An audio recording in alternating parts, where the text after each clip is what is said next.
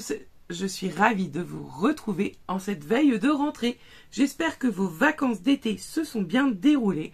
En tout cas, nous à la Scrapo, on est retourné du côté de l'atelier, on a pris le chemin et on est en train de vous préparer une super collection avec, je vous le donne déjà, en thématique principale, Noël. Pour répondre à des questions que j'ai eues, il n'y aura pas de calendrier de Noël à la Scrapo, mais la collection qu'on vous prépare, vous verrez, c'est quelque chose que vous allez pouvoir vous offrir et construire votre propre calendrier. Et vous verrez que vous allez pouvoir vous amuser, je vous le promets.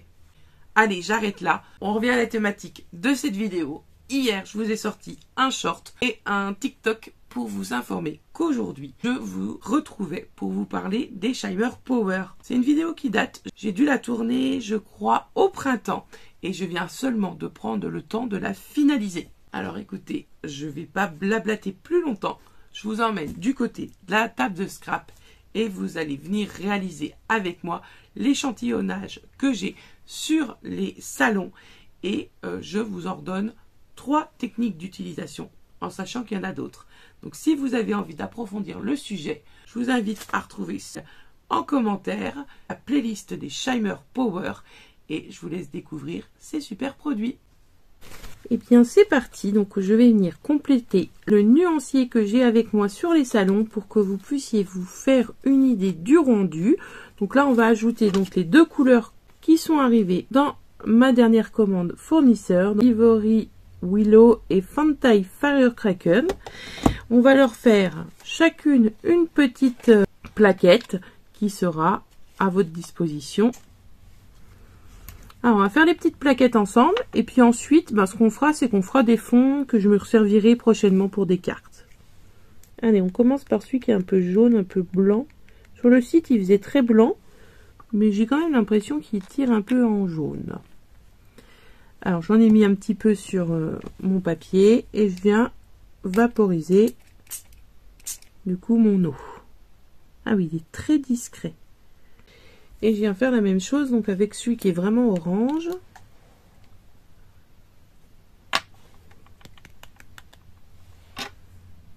Alors genre rien que comme ça, moi j'adore.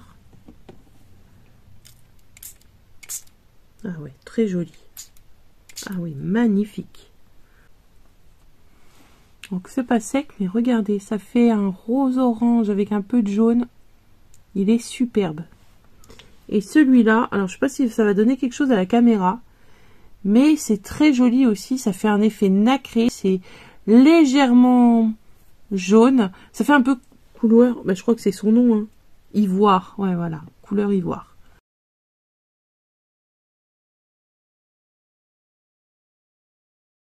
Maintenant, on va s'amuser à sec, vaporiser dessus comme je viens de le faire, en pinceau et en aquarelle. Ça vous dit ? Allez, on y va. On essaye, comme on a dit, on va commencer par l'orange. Donc, comme on vient de faire, là, je le mets directement sur mon papier et je mouille. Vous avez vu cet effet magique? J'adore. Cette explosion, alors ça, c'est super joli.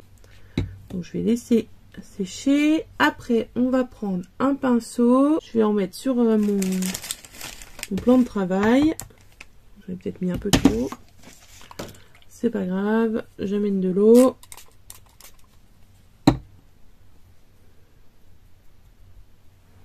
Et je vais venir faire des bandes sur mon papier.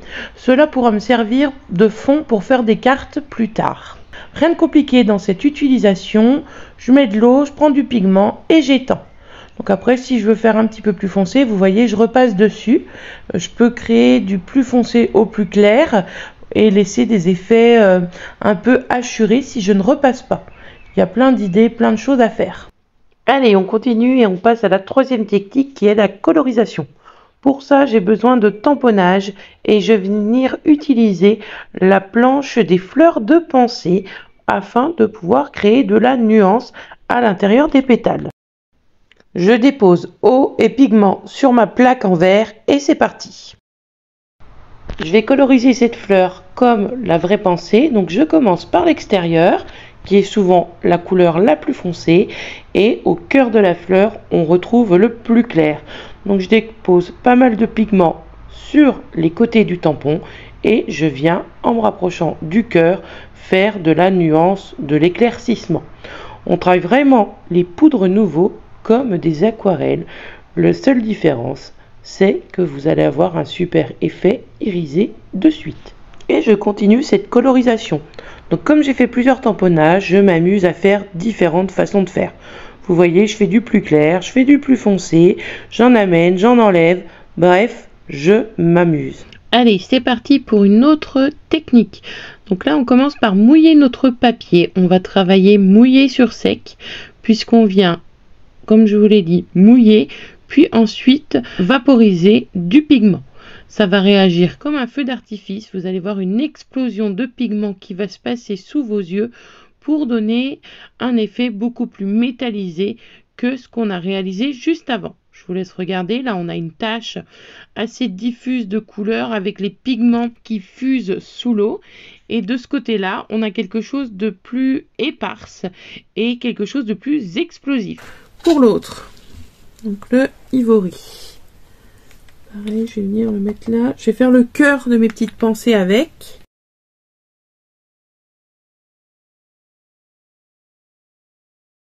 Ils se marient bien ensemble tous les deux. C'est vrai que s'ils avaient fait un vert et un orange, je vous aurais pas dit qu'ils se mariaient bien ensemble, hein, pour le coup. Mais là, on est sur les mêmes connotations de couleurs, c'est chouette. Je pense que le Ivory, pour préparer des choses avec le mariage, franchement, ça peut être une tuerie. Le crash test est validé. Bon, après, j'avais pas d'a priori pour vous dire que j'allais pas valider le crash test sur mes nouveaux. Donc c'est mes chouchous. Les nouvelles couleurs, elles pouvaient que se faire approuver, on est d'accord. Je mets le petit cœur. Hop. Ouais, peut-être même limite trop de... Pas assez d'eau. Tac, voilà. Ça, je vais mettre de côté. Je vous ferai des photos pour vous vous rendez compte. On va faire l'envers.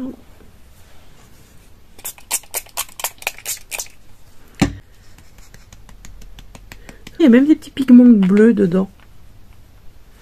Oh, c'est chouette, hein. Ça fait un effet givré, limite. Il y a plein de pigments dedans. Du bleu, du rose.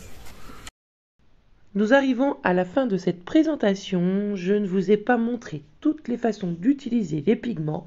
Vous pouvez aussi très bien vous amuser à en mettre sur la planche de travail, tremper votre feuille. Pourquoi pas tamponner directement. Regardez ma playlist et vous verrez d'autres utilisations. En tout cas, vous avez sous les yeux les différents rendus de ce que nous venons de réaliser ensemble. Vous voyez que le Ivory est très discret, mais magnifiquement pigmenté. Allez, je vous dis à très vite. Je vous souhaite une bonne journée et je vous dis ciao, ciao. À bientôt.